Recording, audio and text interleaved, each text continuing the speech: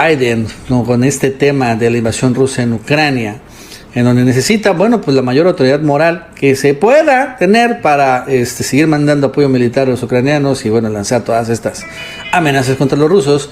Se ha confirmado una de las más polémicas temas de la campaña electoral de la elección presidencial de Estados Unidos, y que fue que encontraron, ese fue un reportaje del New York Post en el diciembre de 2020, un poquito antes de noviembre, que han encontrado en una laptop del hijo de Joe Biden, que se llama Hunter Biden, información en donde revelaba cómo la familia de los Biden tenían nexos con las autoridades ucranianas con el tema energético y de gas natural, o sea, pruebas de corrupción. Esto nos va a contar Aaron Díaz. Aaron, ¿qué tal? ¿Cómo estás? Buenas tardes. Hola amigos y amigas, bienvenidos a un video más. Y vamos a regresarnos en el tiempo y vamos a regresar al 2019, cuando la vida era más sencilla, cuando realmente no estábamos en una crisis entre si Rusia, entre si Ucrania, entre si la pandemia. No, eran tiempos más felices y no lo sabíamos.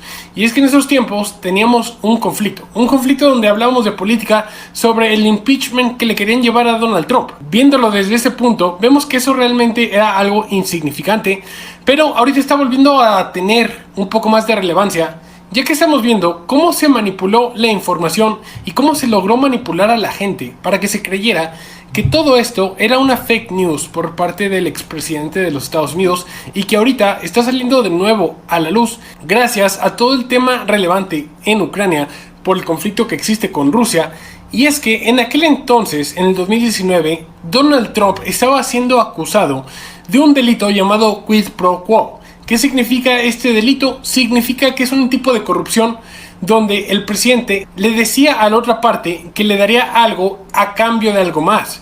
En aquel entonces estaban acusando a Donald Trump de llevar a cabo este delito, inclusive fue su impeachment, fue su acusación real y legal para sacarlo de la presidencia, cuando lo acusaron de retener ayuda militar a Ucrania para que Ucrania investigara a sus rivales políticos. Y es que en aquel entonces, una vez que Zelensky acababa de agarrar la presidencia, la acaba de tomar, Donald Trump tuvo una llamada con él donde le pidió que le hiciera un favor.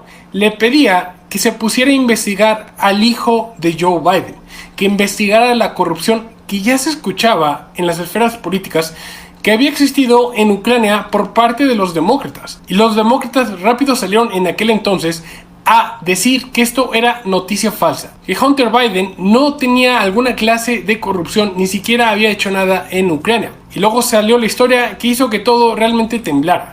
La historia del New York Times, donde encontraron una laptop, una computadora portátil de Hunter Biden que había dejado en un centro de reparación de computadoras, que confirmaba a través de correos electrónicos que Hunter Biden, el hijo de Joe Biden, había sido por decirlo poco, un buen corrupto en Ucrania. Y es que aquí nos decía que Hunter Biden se había unido a una empresa energética llamada Burisma, la cual por lo menos le estaba pagando $50,000 al mes al ser uno de los directivos ejecutivos de la empresa. Y antes de que te salgas a preguntar, Aaron, ¿y eso qué tiene de malo? Bueno, pues es que el detalle es que Hunter Biden no tiene nada de experiencia en el sector energético. De hecho, él es un abogado salido de la Universidad de Yale.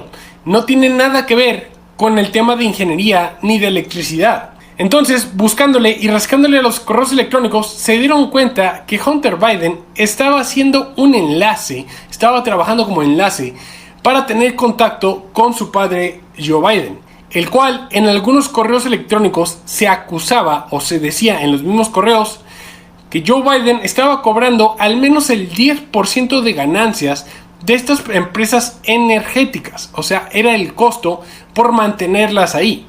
Y esto sí podría explicar un poco por qué Joe Biden está tan preocupado por el tema de la energía, por qué le importaba tanto que Europa no activara por ningún motivo el Nord Stream 2, porque para él todo el gas que se cruzara a través de Ucrania era una ganancia si es que se estaba llevando el 10%.